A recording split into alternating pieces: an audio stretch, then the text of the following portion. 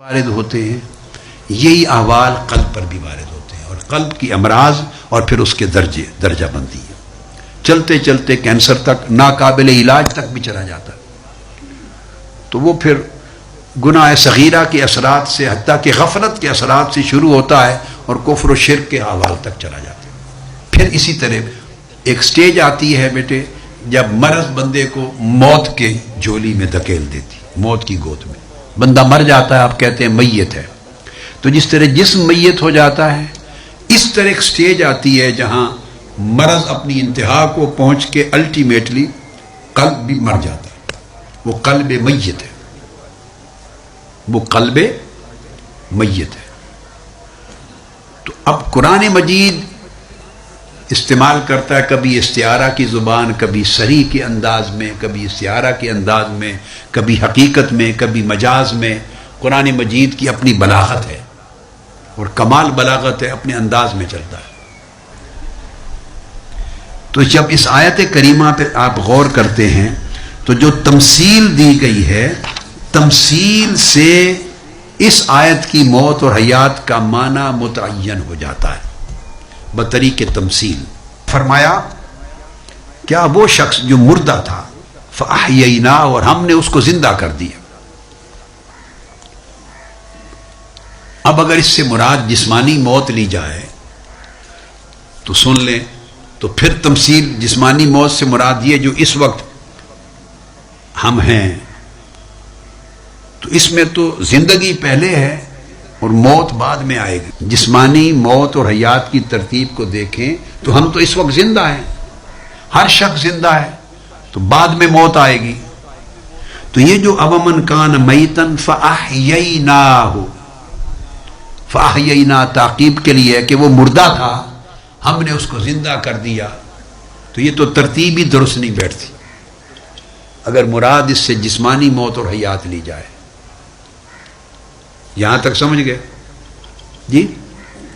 اچھا، اب اس کا کوئی معنی دوسرا کہہ سکتا ہے کہ نہیں، اس سے مراد یہ جسمانی حیات اور بعد ازاں جو موت آتی ہے جس کے بعد آدمی برزخ میں داخل ہوتا ہے، وہ مراد نہیں، بلکہ اشارہ ادھر ہے میتن، یعنی عدم تھا، معدوم تھا، پیدائش سے بھی پہلے گویا میت کی طرح تھا۔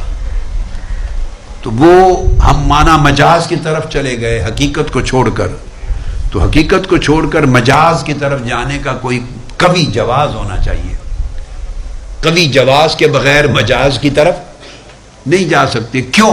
اگر حقیقت متعذرہ ہو، ممکنہ نہ ہو، اس کا معنی بیٹھتا نہ ہو اپنی جگہ پر، سمجھ نہ آئے، اس کا اطلاق نہ ہو سکے، جڑے نہ اس مضمون میں، تو پھر حقیقت سے مجاز کی طرف کرتے ہیں نا انتقال۔ تو یہاں تو ایسی کوئی چیز عذر کی نہیں ہے۔ اور پھر تیسری چیز، اگر سٹل کو اصرار کرے کہ نہیں وہ میت کی مانند ہے، یعنی معدوم ہے، تو فاحییناہ کا معنی ہوا کہ ہم نے پیدا کر دیا، ماں کے بطن سے پیدا ہوا، تو پھر تو وہی حیات ہے۔ تو کیا ماں کے بطن سے جو پیدا ہونے والا وہ تو گمراہ ہے ہی نہیں، وہ تو معصوم ہے۔ تو اس موت اور حیات کا آگے چل کے، اور وہ چلتا ہے نور لے کر دنیا میں، اور اس کی مثال اس جیسی نہیں ہے وہ شخص کی مثال، یا اس کی مثال اس جیسی نہیں ہے جو گمراہی کے اندھیروں میں بھٹک رہا ہے، تو یہ تمثیل بھی درست نہیں بنتی۔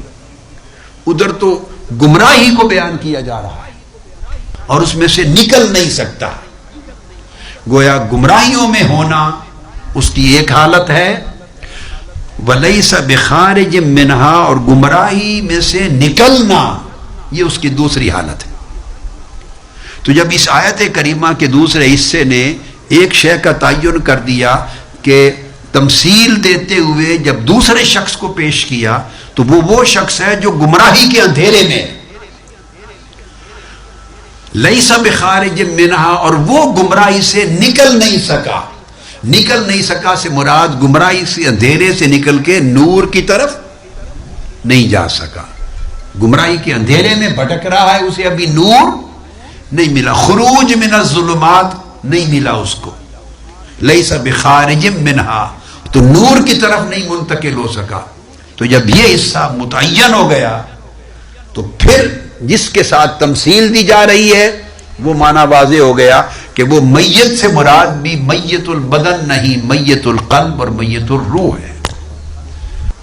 تو وہ شخص جو گمراہی میں ہے، وہ گمراہی بیٹے عقیدے کی گمراہی بھی ہو سکتی ہے، وہ اعتقاد کی گمراہی بھی ہو سکتی ہے، وہ حال باطن کی گمراہی بھی ہو سکتی ہے۔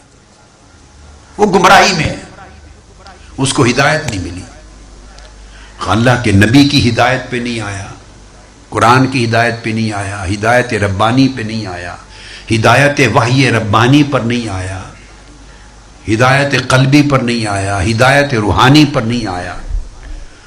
جس طرح کی بھی گمراہی ہے تو اسی گمراہی سے نکلے گا تو اسی سطح کا ایک نور ملے گا اس کو، تو وہ گمراہ ہے، وہ موت ہے۔ اس لیے آیت کریمہ بیان کرتی ہے اب من کان میتن، وہ شخص جو گمراہ تھا، کفر میں تھا، شرک میں تھا، یا دلالت میں تھا، گمراہی میں تھا، عملاً فسق میں، فجور میں، کفر میں، شرک میں، کسی بھی سطح کی گمراہی میں تھا، فَأَحْيَيْنَاهُ، تو اس سے مراد اس گمراہ شخص کو قرآن مجید نے میت کہا ہے، میتن، تو وہ میت القلب تھا۔ فَأَحْيَيْنَاهُ، سو ہم نے اس کے دل کو زندہ کر دیا، اس کو اس گمراہی سے اس کے دل کو نکال لیا، نور ایمان دے کر، نور ہدایت دے کر، نور سنت دے کر، نور تقوی دے کر، نور معرفت دے کر، جیسی گمراہی تھی ویسا نور نکال کیا، خارج منہا، جب نکالا تو اس طرح کا نور عطا کیا۔ اب بیٹے یہ بات اچھی طرح سمجھ میں آ گئی کہ قرآن مجید نے یہاں دل کا مردہ بیان کر دیا۔ کچھ لوگ دلوں سے مردہ ہوتے ہیں، دل ان کا میت ہوتا ہے، اور اللہ ان کے دلوں کو زندگی عطا کرتا ہے۔ اب اس میں کوئی شک رہ گیا؟ اس پوری وضاحت کے بعد شک تو نہیں رہ گیا، اسی شک کو دور کرنا تھا۔